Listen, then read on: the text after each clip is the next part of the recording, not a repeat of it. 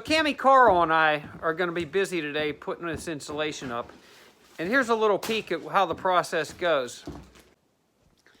Once our framing is in and our subcontractors have come through, electricians, plumbers, the HVAC people, we're left with these empty cavities before we could start hanging drywall. It is the part of the building code to fill these cavities with insulation. Yeah, 50, 80 years ago, there was no such thing as insulation. But nowadays, the insulation requirements are very high. We're required to have much more insulation than we ever did in the walls, the floors, overhangs, ceilings of a structure. So the complete outside envelope of your house must be insulated. And why is that? Well, here's why. We are in a crisis in this nation, or the whole world, where we're afraid we're using up our natural resources. Everything has gone green, and no matter what side of the political spectrum you stand on, whether it be green to the environment or having a little more green in your wallet, it only makes sense to have your house properly insulated. Insulation is costly, but you can recoup your costs in a few short years if you insulate properly.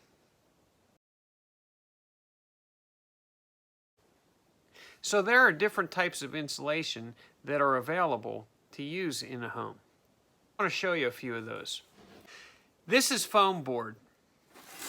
This is made by several manufacturers, Dow being one of them. This is typically used on the outside of a wall for sheathing. This happens to be a 2-inch panel. These come in 4x8 sheets. This one is cut down, of course. Other places I've used this on my building are in small places where I need extra insulation, where I'm not going to get that out of the standard fiberglass insulation. We also have the foam insulations, which most home centers carry. Some of them have a spout on them already. This one here has a spout that you put on separately and can be used over and over again. These are great for filling holes and gaps around windows and the such. One thing I want to tell you about filling gaps around windows and doors is you have to be careful with this expanding foam. It can expand too much and cause the window or door to expand in, and the door or window won't be able to be opened easily. So they do make a special expanding foam, which is minimal expanding foam, made specifically for doors and windows. There is also an expanding foam where companies will come in. They will spray the expansion foam into the cavities and shave it off flush with the studs. It is more costly than fiberglass insulation, but it has a higher insulating value. Since it's the most popular, I would like to focus on fiberglass insulation for this video. This is what's known as the itchy stuff. It's the most popular insulation you're going to find on a construction site. Why is that? Well, there's a couple reasons.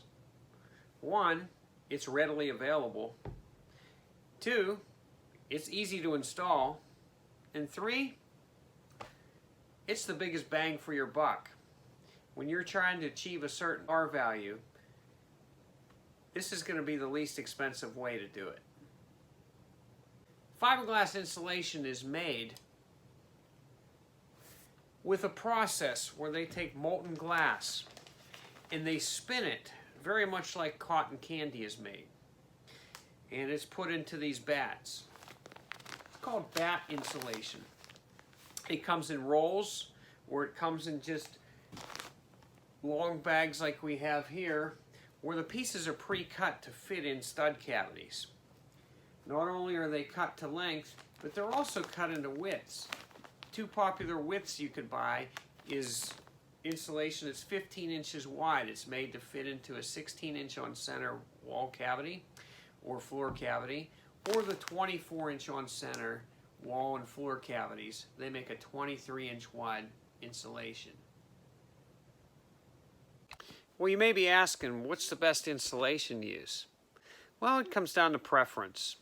Several things go into that determination of, because of the cost factor, fiberglass insulation is the most popular. R value. You've heard me throw that around a time or two during this video. So what is it? Well, first we have to understand that heat transfers to cold. There is a movement.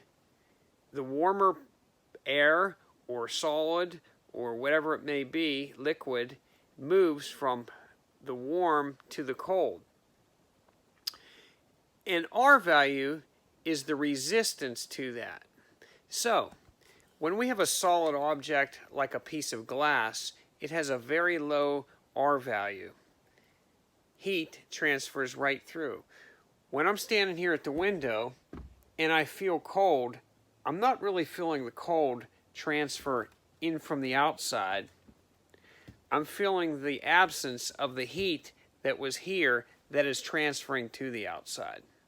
So when we look at the R value on insulation, all that's telling us is that the higher the number, the more resistant it is to the transfer of that heat. Now, there is no insulation that is 100% perfect and will always hold the heat in, but some are better than others. Polyurethane foam has an R value of R6 per inch.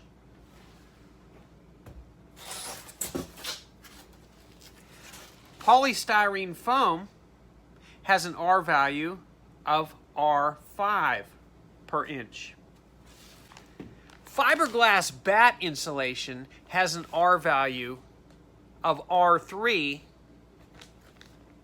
per inch. In the International Residential Building Code 2015 edition,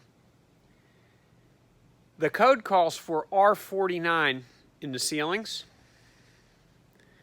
R21 in the walls. And that's a minimum. Now, how can we attain that R value that we need? It can be a buildup of different types of insulation.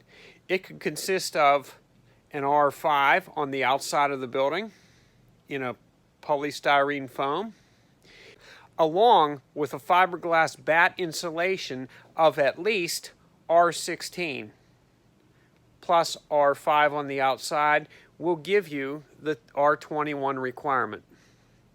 In this instance, we don't have any foam on the outside of the building, so we have nothing to start our insulation off. So we have to go directly to an R21 in the walls.